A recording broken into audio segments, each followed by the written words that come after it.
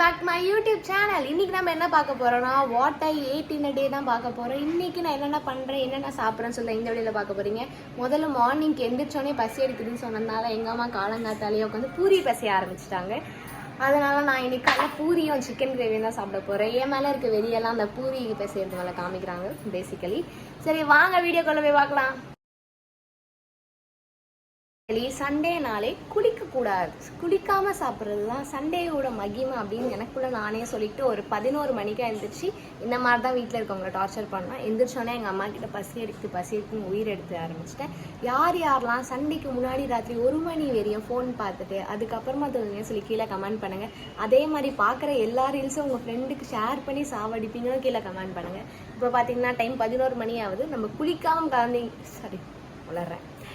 இப்போ பார்த்தீங்கன்னா டைம் 11 மணி ஆகுது. நம்ம குளிக்காமல் காலைல சாப்பிட்டா தான் நம்மளுக்கு அந்த சண்டேவே வந்து கொஞ்சம் நிம்மதியாக போகிற மாதிரி இருக்கும். அதனால நம்ம குளிக்காமல் முதல் காலைல சாப்பிட்லாம். எங்கள் அப்பா எழுந்திரிச்சோன்னே நசிங்கமாக திட்டுறதுக்குள்ள மாதிரி பார்த்தீங்கன்னா மிஷின் சக்ஸஸ் ஆகணும்னா முதல்ல இந்த மாதிரி ஒரு கொண்டையை போட்டுக்கணும். இந்த மாதிரி கொண்டையை போட்டால் தான் நம்மளுக்கு ஒரு ஆத்மாத்மான சந்தோஷம் வருது. அது ஏன்னு எனக்கே தெரில.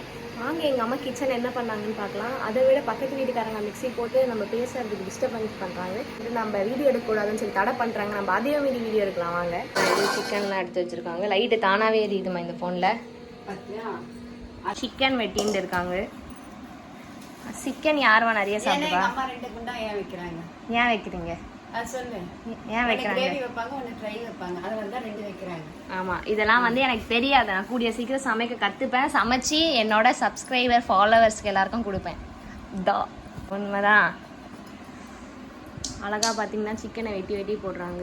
அவன் போட்டதையே விட நாங்கள் இன்னும் கொஞ்சம் குட்டியாக போட்டு தான் சமைப்போம். ஏன்னா எங்கள் அம்மாவுக்கு அப்போ தான் சமைக்க தெரியும். அப்போதான் டேஸ்ட் இருக்கும்.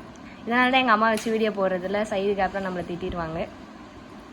கஷ்டப்பட்டு சமைக்கட்டும். நம்ம ஜாலியாக உட்காந்து ஃபோனில் ரீல்ஸ் பார்ப்போம். ஒரு 10 நிமிஷம் கழிச்சு அவங்களே தட்டு நீட்டுவாங்க. ஓகே. நான் காலங்காத்தில் எனக்கு சாக்லேட் சாப்பிடணும் போல கிரேவிங் வந்து அது ஏன்னே தெரியாது. இந்த சண்டே ஒரு மாதிரி வினோதமாக போகும். திடீர்னு எதுவும் சாப்பிடணும்னு தோணும். அதனால் இந்த சாக்லேட் போய் நான் குடுன்னு ஓடி போய் வாங்கிட்டு வந்துட்டு தான் சாப்பிட வரேன். மார்னிங்கு என் வீடியோ பார்க்குற எந்த கிட்ஸுமே நான் பண்ணுற எதையுமே பண்ணாதீங்க. இது எதுவுமே சரியான செயல் இல்லை. நான் பார்த்தீங்கன்னா அழகாட்டு மார்னிங்கே சாக்லேட் சாப்பிட போகிறேன். எனக்கு சாக்லேட் கிரேவிங்காக இருக்குது. என்ன பண்ணுறதுனே தெரியல. அருமையாக இருக்கும். காலங்கதான் சாக்லேட் சாப்பிட்றேன். சுகமே வேறு. ப்ரஷ் பண்ண நினச்சிக்க போகிறீங்க. நான் ப்ரஷ் பண்ணிட்டேன். அதுக்கப்புறமா நான் வந்து சாக்லேட் சாப்பிட்றேன். பூரி சிக்கன் கிரேவி இனியான ஃபுட்டை தான் வந்து பார்த்தீங்கன்னா நம்ம சண்டே மார்னிங் சாப்பிட போகிறோம். இது தவிர வேறு வேலையே கிடையாது. நம்மளுக்கு சாப்பிட்றது திங்கிறது தூங்காது. அதை தவிர நம்மளுக்கு வேறு வேலையே கிடையாது.